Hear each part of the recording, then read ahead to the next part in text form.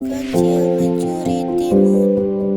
Pagi yang cerah, matahari bersinar dengan indahnya. Pak Dani berkata, "Aku akan memeriksa kebun timunku ini. Barangkali besok sudah bisa dipanen." Tetapi sesampai di kebun, Pak Dani kaget karena timunnya banyak yang rusak. Pak Dani berkata, "Aduh, siapa yang merusak kebun timunku ini? Mengapa harus dirusak? Kalau mau, bilang aja ke aku. Aku bukan petani yang pelit." Dengan hati muram, Pak Tani pulang ke rumah. Dia menduga hewan apakah yang suka mentimun. Pak Tani berkata, pasti ini kerjaannya kancil." Pak Tani mencari akal untuk menjebak kancil. Lalu ia membuat orang-orangan yang diberi perekar yang sangat kuat. Jelang sore, orang-orangan itu sudah selesai dan dibawa ke tengah-tengah kebun timun untuk dipasang. Pak Tani berkata, "Aku tahu kancil, ia akan mengejek orang-orangan ini, tapi rasakan nantinya ya." Benar saja, malam harinya kancil mendatangi kebun itu. Ia tertawa sinis melihat adanya orang-orangan itu. Si kancil berkata, "Hahaha, cuma orang-orangan itu. Siapa takut?" Lalu kancil melintasi orang-orangan itu, dan kini dia makan buah timun yang mudah. Ternyata tidak banyak yang dimakan kancil, hanya 3 buah sudah merasa kenyang. Dia juga tidak merusak timun-timun yang lain. Puas makan timun, kancil lalu menyambangi orang-orangan. Si kancil nyata, ia kaget kancil. Kancil berkata, "Aduh, kenapa kau melekat?" "Hai, orang-orangan jelek, lepaskan kakiku. Kalau tidak, aku pukul kau." Tentu saja orang-orangan itu hanya diam saja. Lalu kancil memukul kaki temannya yang satu lagi. Lak! Yang kedua, kaki depannya melengan. Perekar yang dipasang di baju orang-orangan sangat kuat. Kancil tak bisa melepaskan diri sendiri. Ia menangis. Pak Tani datang membawa penting. "Ini dia," bilang kerahnya. "Tangkap kau." Pak Tani berkata, "Cil, kau boleh makan timunku, tapi jangan kau rusak buah yang lain," kata kancil. "Ampun Pak Tani, bukan aku yang merusak timunmu. Aku cuma memakan 2 atau 3 buah saja kok." Pak Tani tak percaya omongan kancil. Ia ikat leher si kancil dan diseret pulang ke rumah. Di rumah Pak Tani, si kancil diletakkan di dalam kurungan ayam. Pak Tani berkata, "Batu ini cukup berat.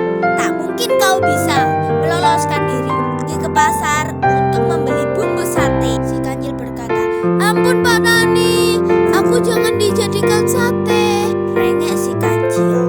Pak Tani pergi ke pasar.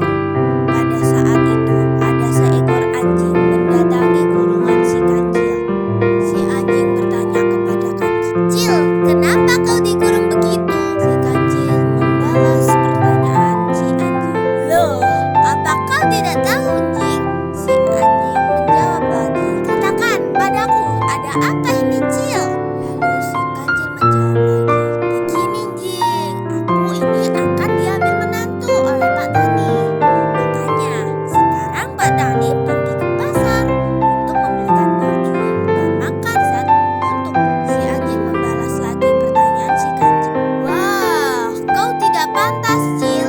Tubuhmu kan kecil. Lebih baik aku saja yang menggantikanmu jadi menantu Pak Tani." Si kancil menjawab, kok enak ya?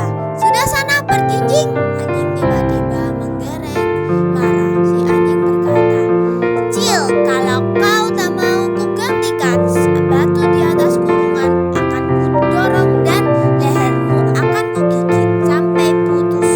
Si kancil membalas pertanyaan si anjing. Wah, jangan begitu dong." Si anjing berkata, "Mau apa tidak?" Si kancil berkata, Baik. Terpaksa aku turuti kemauanmu." Anjing mendorong batu hingga jatuh, kurungan dibuka. Kancil keluar sedangkan anjing masuk ke dalam kurungan. Selamat jadi menantu Pak Tani. Tani, Tuan Anjing, kata Kancil sembari berlari kencang. Sesaat kemudian Pak Tani datang. Ia kaget, bukan kepalang, melihat Kancil yang berada di kurungan berubah menjadi anjing. Hormat pada calon mertua, kata si anjing. Kancil memberikan haknya sebagai calon menantu Pak Tani kepada saya si anjing yang gagah perkasa. Terus mana si Kancil? Tanya Pak Tani. Sudah pergi ke hutan Pak Tani, kata si anjing. Kamu mau menjadi, kata Pak Tani. Oh, benar Pak Tani, jawab Anjil dengan gembira. Sekarang keluarlah dari kurungan, lalu duduklah yang manis dan pejamkan matamu.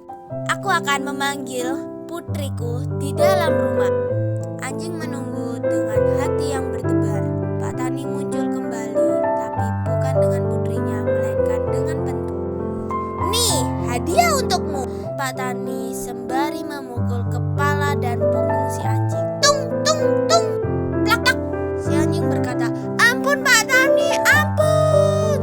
Anjing menjerit dan melarikan diri sambil membawa dendam karena merasa ditipu. Awas kau ya, Cil, jika ketemu langsung kau, kata si anjing. Kancil sudah sedari tadi berlari kencang, namun karena jalannya lambat, maka dalam beberapa saat saja anjing sudah bisa menyusul di belakangnya. Wah, gawat, anjing sudah berada di belakangku, kata Kancil dalam hati. Aku harus segera sembunyi. Anjing sangat marah karena ditipu Kancil. Sekujur tubuhnya masih terasa sakit setelah dipukuli Pak Tani. Anjing berlari kencang mengejek. Hai Kancil kurang ajar, tunggu aku, ku gigit kakimu, kata anjing. Loh, kok marah? Kau sendiri kan yang minta dia Tani, sahut Kancil sembari mempercepatkan larinya.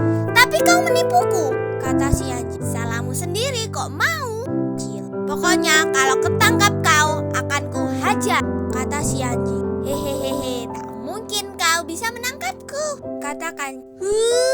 Dasar penipu. Kau bilang mau dijadikan menantu, padahal Pak Tani mau menyembelihku untuk menjadikan sate. Si Kancil berotak cerdas. Lalu si Kancil bersembunyi di semak-semak. Lalu si anjing tidak bisa menemukan si Kancil. Tamat. Sekian, terima kasih cerita dari saya. Mohon maaf kalau ada persalahan kata.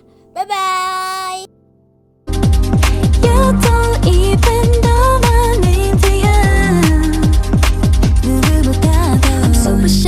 Super shy, but